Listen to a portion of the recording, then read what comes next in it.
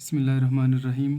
Grade 10 chapter number 10 का lecture number 2 और topic है गैसियस एक्सचेंज इन प्लांट। इससे पहले लेक्चर में हम पढ़ चुके थे कि ये गैसियस एक्सचेंज क्या है, रेस्पायरेशन क्या है और ब्रीथिंग क्या है, इनमें जो डिफरेंस था वो भी हम एक्सप्लेन कर चुके थे। आज हम पढ़ेंगे गैसियस एक्सचेंज इन प्लांट। तो जिस तरह के एनिमल्स में रेस्पायरेशन के लिए एक स्पेशल रेस्पायरेटरी सिस्टम है, प्लांट में इस तरह कोई ख़ास सिस्टम ये गैसियस एक्सचेंज के लिए नहीं है। प्लांट में दो मेन प्रोसेस होते हैं, एक को हम कहते हैं फोटोसिंथेसिस और एक को हम कहते हैं रेस्पायरेशन।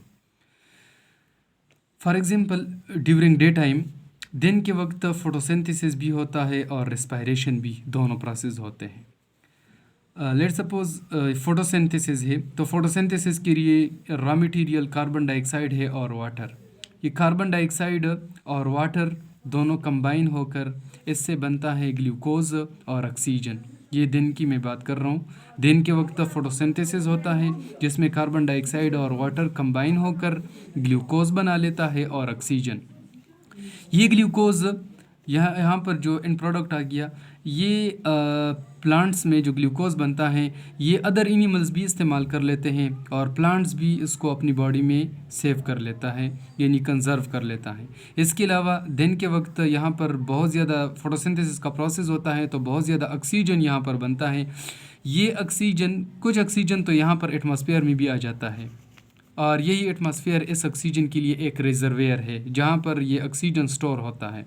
दिन के वक्त ज़्यादा फोटोसिंथेसिस होता है जिसमें ज़्यादा ऑक्सीजन बनता है और इसमें इजाफी ऑक्सीजन चला जाता है एटमॉस्फेयर में और बाकी ऑक्सीजन, यहाँ पर ग्लूकोज भी बन रहा है, यहाँ पर ऑक्सीजन भी बन रहा है, तो ये ग्लूकोज और ऑक्सीजन दोबारा कंबाइन होकर, यानी एक मेन प्रोसेस होता है रेस्पायरेशन, और उस रेस्पायरेशन के लिए भी इन दोनों चीज़ों की ज़रूरत है, ग्लूकोज की भी और ऑक्सीजन की भी। तो यहाँ पर ग्लूकोज और ऑक्सीजन कंबाइन होकर यानी रेस्पायरेशन का प्रोसेस होता है और इसमें बनता है कार्बन डाइऑक्साइड और वाटर। अभी यहाँ पर कार्बन डाइऑक्साइड भी बन गया, यहाँ पर वाटर भी। ये कार्बन डाइऑक्साइड और वाटर कहाँ चले जाते हैं? यहाँ पर ये कार्बन डाइऑक्साइड और ये वाटर ये दोबारा फोटोसिंथेसिस में इस्तेमाल होते हैं और यहाँ पर रेस्पायरेशन में ये कार्बन डाइऑक्साइड और वाटर ये दोनों बिल्कुल अपोजिट है। अपोजिट किस तरह?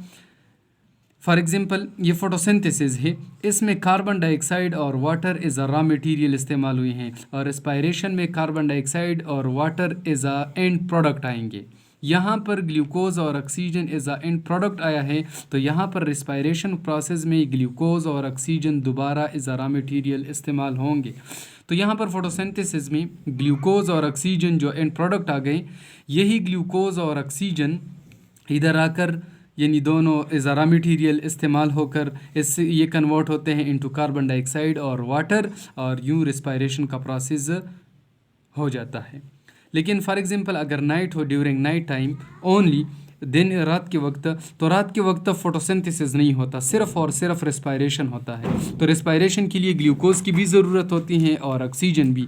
तो अभी क्वेश्चन ये है कि यहाँ पर फोटोसिंथेसिस नहीं है, नाइट टाइम में फोटोसिंथेसिस नहीं हो रहा, तो जब फोटोसिंथेसिस नहीं हो रहा, इधर रेस्पायरेशन के लिए ग्लूकोज और ऑक्सीजन की ज़रूरत है। इनको ये ग्लूकोज और ऑक्सीजन कहाँ से मिलता है? तो आंसर ये है कि दिन के वक्त जो फोटोसिंथेसिस का प्रोसेस हुआ था उसमें बहुत ज़्यादा ग्लूकोज भी बना था, उसमें बहुत ज़्यादा ऑक्सीजन भी बना था। ये ग्लूकोज प्लांट बॉडी में कंजर्व हुआ था, वही ग्लूकोज इधर आकर इस्तेमाल होता है और ये ऑक्सीजन दिन के वक्त फोटोसिंथेसिस प्रोसेस में जो इजाफी ऑक्सीजन बना था, ये ऑक्सीजन चला गया था इनटू एटमॉस्फेयर और एटमॉस्फेयर से अभी यही ऑक्सीजन दोबारा लेकर प्लांट्स बॉडी ये रेस्पिरेशन का प्रोसेस कर लेता है, जिसके रिजल्ट में कार्बन डाइऑक्साइड भी बनता है और वाटर भी। अभी ड्यूरिंग नाइट टाइम, रात का वक्त है, इसमें कार्बन डाइऑक्साइड भी बनता है और वाटर भी, और यही कार्बन डाइऑक्साइड यानी यही चला जाता है इनटू द एटमॉस्फेयर और जब सुबह हो जाती है दिन के वक्त यानी लाइट आ जाता है, तो दोबारा यहाँ पर फोटोसिंथेसिस का प्रोसेस और यही कार्बन डाइऑक्साइड दोबारा इधर फोटोसिंथेसिस में इज़ारा मटीरियल इस्तेमाल होता है। अच्छा, अभी गैसियस एक्सचेंज, तो फोटोसिंथेसिस भी हो गया, रेस्पायरेशन भी हो गया। इस फोटोसिंथेसिस के लिए जो यानी फोटोसिंथेसिस के लिए जो कार्बन डाइऑक्साइड आता है प्लांट बॉडी के अंदर, यानी जो फोटोसिंथेसिस के लिए जो कार्बन डाइऑक्साइड आता है प्लांट बॉडी के अंदर, और इसके अलावा जब इसमें रेस्पायरेशन होता है तो रेस्पायरेशन के रिज़ल्ट में यहाँ पर जो कार्बन डाइऑक्साइड बनता है, रेस्पायरेशन के प्रोसेस में यहाँ पर जो कार्बन डाइऑक्साइड बनता है ये प्लांट बॉडी से बाहर किस तरह निकलते हैं, यानी प्लांट में ये गैसेस इनकी एक्सचेंज किस तरह होती हैं। तो याद रखिए कि प्लांट्स में गैसेस एक्सचेंज के लिए यानी कोई ख़ास सिस्टम नहीं है। इस तरह ह्यूमन बीइंग में रेस्पायरेटरी सिस्टम है जिसके थ्रू हम ऑक्सीजन को इनहेल कर लेते हैं, कार्बन डाइऑक्साइड को बाहर निकाल लेते हैं। प्लांट बॉडी में ऐसा कोई ख़ास सिस्टम नहीं है। लेकिन प्लांट्स अगर यंग स्टेम हो, याद रखिए ये 2-3 मेन पॉइंट। फॉर एग्जांपल एक प्लांट है और उसमें यंग स्टेम या लीव्स है, यंग स्टेम या लीव्स, तो इन यंग स्टेम्स या लीव्स के ऊपर एक लेयर होता है, इस लेयर को हम कहते हैं एपिडर्मिस। इस लेयर का नाम है एपिडर्मिस। और इस एपिडर्मिस में स्मॉल पोर्स होते हैं, छोटे छोटे सुराख होते हैं, स्मॉल पोर्स होते हैं, और इन स्मॉल पोर्स को हम कहते हैं स्टोमेटा। अब स्टोमेटा कहाँ पर होते हैं और इनकी तादाद क्या है। तो स्टोमेटा जितनी भी यानी यंग स्टेम या लीव्स है इस पर छोटे छोटे बहुत ज़्यादा सुराख होते हैं, स्मॉल पोर्स होते हैं जिसको हम कहते हैं स्टोमेटा। और इस स्टोमेटा की तादाद कितनी होती है, बहुत ज़्यादा। फॉर एग्जांपल अगर एक छोटा सा लीव्स हम ले, ये फॉर एग्जांपल एक छोटा सा लीव्स है, तो इस पर ये छोटे छोटे पोर्स होंगे जो हमें आंखों के ज़रिए नज़र भी नहीं आते, जिसको हम कहते हैं स्टोमेटा। और यही इस छोटे से लीव्स पर हज़ारों स्टोमेटा होंगे। तो इन स्मॉल पोर्स यानी इस स्टोमेटा के ज़रिए यानी यहाँ पर ऑक्सीजन लाइबरेट होता है इन स्मॉल पोर्स से, और इसी स्मॉल पोर्स यानी स्टोमेटा के थ्रू कार्बन डाइऑक्साइड भी और वाटर भी दोनों प्लांट बॉडी के अंदर चले जाते हैं।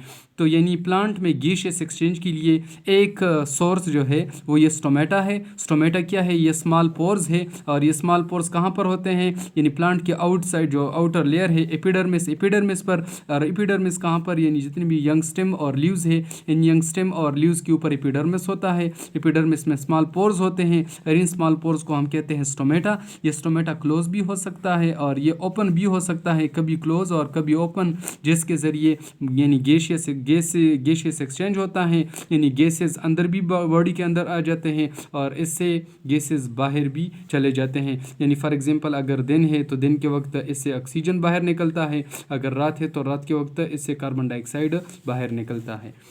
इसके अलावा अगर फॉर एग्जांपल वुड स्टेम है, एक है यंग स्टेम और एक है वुड स्टेम, तो अभी हम इधर वुड स्टेम की बात करेंगे। तो वुड स्टेम पर एक स्ट्रक्चर होता है। फॉर एग्जांपल ये हमारे पास एक स्टेम है, एक वुडी स्टेम है। तो इन स्टेम पर इस तरह कुछ स्ट्रक्चर्स आप लोगों ने शायद देखे होंगे।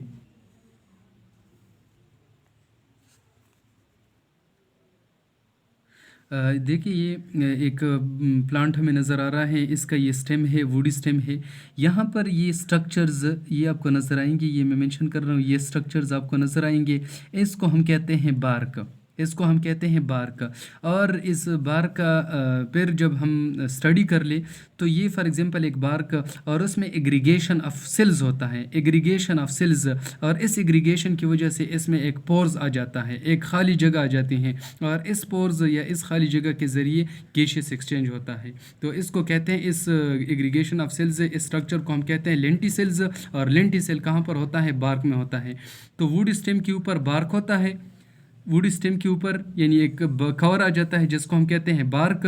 और बार्क में फिर गैसियस एक्सचेंज नहीं होता, लेकिन बार्क में फिर छोटे पोर्स होते हैं, एक स्ट्रक्चर्स आ जाता है जिसको हम कहते हैं लेंटिसेल। और इस लेंटिसेल के थ्रू यहाँ पर गैसियस एक्सचेंज होता है। यानी अगर दिन हो तो दिन के वक्त इससे ऑक्सीजन निकलता है, और अगर रात हो तो रात के वक्त इससे कार्बन डाइऑक्साइड रिलीज़ होता है। तो प्लांट बॉडी में यही एपिडर्मिस, आउटर मोस्ट लेयर, फिर एपिडर्मिस में जो मैंने यहाँ पर जिक्र किया स्टोमेटा का, यहाँ पर मैंने जिक्र किया स्टोमेटा के ज़रिए गैसियस एक्सचेंज होता है। और अगर वुडी प्लांट हो तो वुडी प्लांट में दो अल्फाज, यानी एक तो ये कि मैंने आपसे कहा कि स्टोमेटा, यंग स्टेम अगर हो तो स्टोमेटा, और इसके अलावा अगर वुड स्टेम हो तो वुड स्टेम में बार्क आता है, एक स्ट्रक्चर बार्क, और बार्क में फिर लेंटिसेल्स, लेंटिसेल्स के थ्रू फिर गैसियस एक्सचेंज होता है, यानी फोटोसिंथेसिस और रेस्पायरेशन के लिए जिन गैसेस की ज़रूरत हो वो अंदर आ जाते हैं। जो एक्सेस ऑफ गैसेस हो, यानी अगर कार्बन डाइऑक्साइड का मकदार ज़्यादा हो या ऑक्सीजन का,